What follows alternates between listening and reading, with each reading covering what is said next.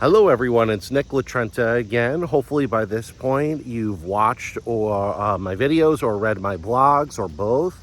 My series Walking with Creation. If you want to know more about this series, what it's about, why I'm doing it, how I was going about doing it, please see the intro video. So I had the intro video and then I had 5 blogs. So I got 2 or 3 short kind of like addendum videos that I'm going to do here. So first of all, I want to give a little bit of a preview of what I'd like to, God willing, talk about in the next upcoming blogs. So the first 5 easy for me to say, the first 5 blogs I talked about pretty much just scripture and why I feel personally that scripture is pointing towards a literal 6-day creation with a 7-day rest, not allegorical, and among other aspects of scripture and things of that nature. And there's a lot of stuff with that I didn't even get to cover. There are plenty of things I didn't get to cover. So we certainly will be getting to more scripture in the future. But I want to take a more of a focus in the next several blogs about the science aspect of it. So, I recorded all these in advance and I'm releasing them sort of like everyone does with a TV series now. I'm just releasing them all at once, and I'm curious to see what kind of a reaction, if any, I get. Maybe people will watch and comment, and maybe there'll be a lot of disagreement. Maybe there won't be. Maybe I'll get no comments. I really don't know how this is going to go. So if there are a lot of comments and a lot of questions, particularly in the science field, I'd be happy to tackle that. If you haven't done so already, you could comment in this video, hey, what about what science says about this? Or what about what scripture says about this? That kind of thing. Feel free to let me know what you would like to be talked about in the upcoming blogs. And I'm going to give sort of an overall preview of the science part of it. And likely I'm going to tackle a bunch of those things. But again, we can adjust if necessary. So I'll kind of start with this. So science, evolution, the old earth, or I should say scientists, look at the rock layers where all the fossils are buried. And I don't want to pretend to be an expert on this, but I have learned a lot about this in my studies these last couple of years. And I think there's a basic knowledge of the rock layers and how they're laid out. So for example, there's dinosaurs, and then there's another animal and another layer, another set of animals, another set of species, et cetera, et cetera, et cetera.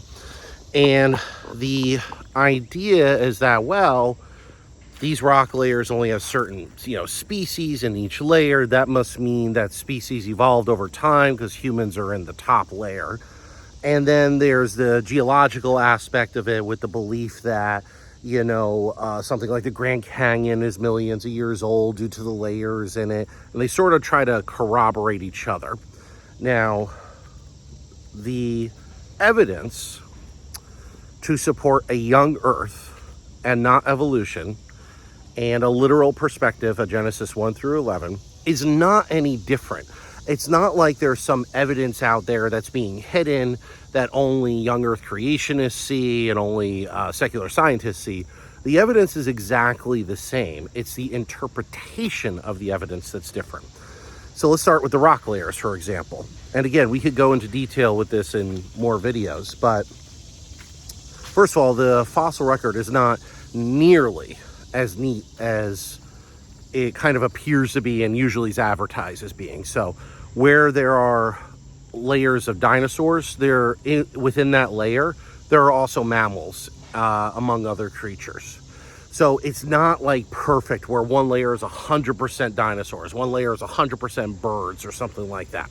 Matter of fact, birds have been found prior to dinosaurs, underneath dinosaurs in the rock layers. And if you don't believe me with this, and I don't have any references for this video because I'm doing kind of an overall view, I encourage you, don't take my word for it. Look it up for yourself. Look up secular and non-secular resources about these topics.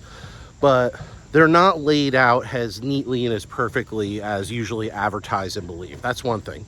Another thing is, did you know that over 90% of the fossil record, the fossil layers, is sea life? Sea life is even found on the highest mountains. So if you look at this from a biblical perspective, there was a worldwide flood. What I believe, personally, what many believe, was a worldwide flood, not a local flood, not an allegorical flood.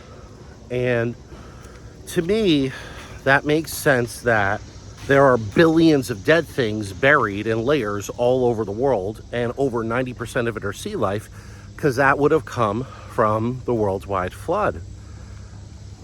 And the order, more or less, of which everything is buried is the order, more or less, of what I just said, of how creatures were buried throughout the flood.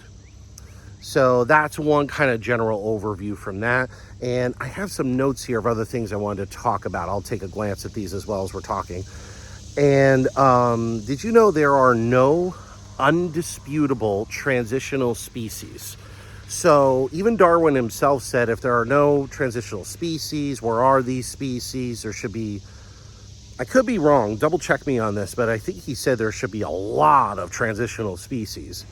Then his theory's kind of in vain. And, my personal opinion, a lot of people's opinions, whether you believe old or young Earth, is that if evolution is true, there should be millions of transitional species.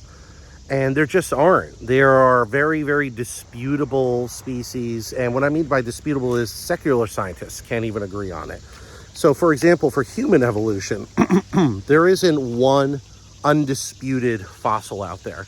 And by the way, the majority of these fossils, as a matter of fact, none of these fossils are complete. So when you see a poster of like a human ape hybrid, fully formed legs, arms, the whole 9 yards, that doesn't mean that an entire skeleton was found of that species. Most of the time, it's just fragments that were found, and they're using some artistry and theory to fill in the rest. The most complete skeleton, to the best of my knowledge, is Lucy.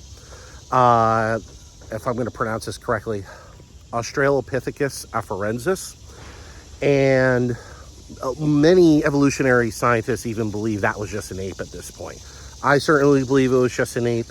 Only about 40%, I believe, of that skeleton was uncovered, and many, specimens of that were uncovered. And there's nothing in it, in my opinion, and a lot of scientists' opinion, that really indicate that it was a transitional form. So there's nothing out there that's undisputed. And relatively speaking, I think there's very little of it. And we'll go into more specifics. Again, I'm just kind of doing a general overview here.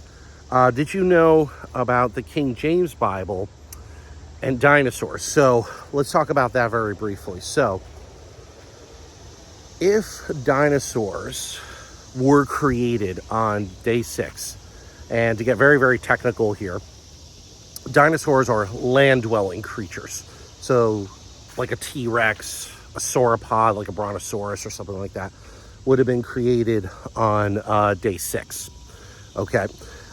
Anything dwelling in the sea, dwelling in the air, like a pterodactyl. Pterodactyls technically aren't dinosaurs, they're flying reptiles. But, they're kind of in the same category, so to speak.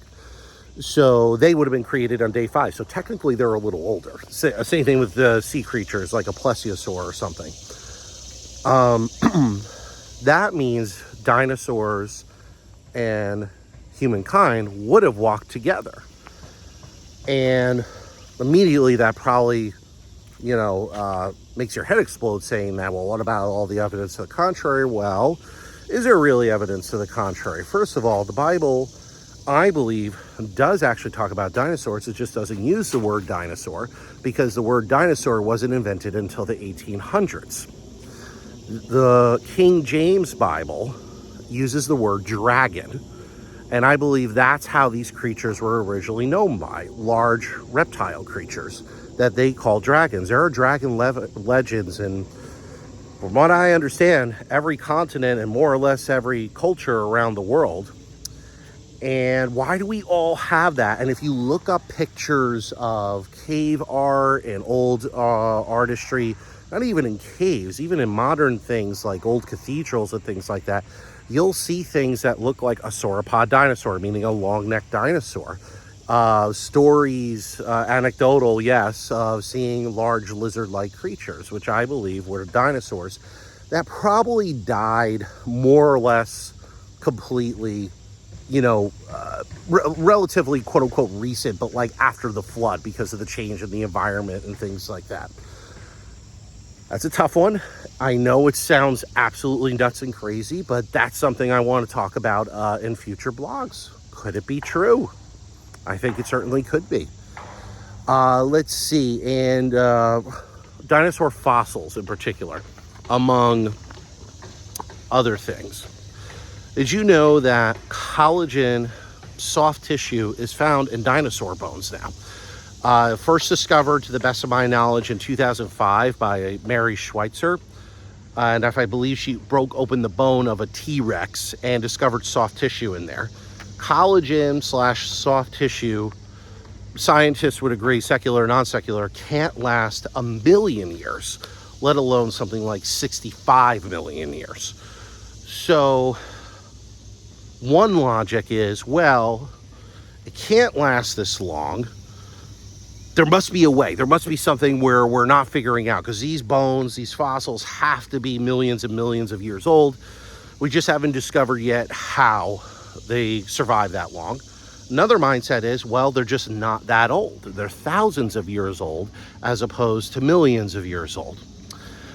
Someone really interesting I would encourage you to look into is Dr. Carl Werner, W-E-R-N-E-R. And I have his books, and I have the name of it down here if I could get my paper ready. Evolution, the Grand Experiment series. He went around the world interviewing evolutionary scientists who basically confessed that their findings were either frauds or misunderstood or later discovered not to be what they seem to be. I really also encourage you to check out Dragons or Dinosaurs by 101 Films, and I'll have a link to that. And that's kind of a general overview here of the science part of it. And I mean general. So this may make you angry hearing these things. Nick, that's impossible. That's ridiculous. You're a conspiracy theorist. If you think that, totally fine. Let's talk about it. Tell me what it is that you'd be interested in hearing more about. And in the upcoming blogs, God willing, you know, I get to these and we could discuss that more. So thank you so much for your time. I think I'm going to post one more video about references, and I really look forward to doing more of these in the future. I really hope that I can. And thank you so much again, and God bless.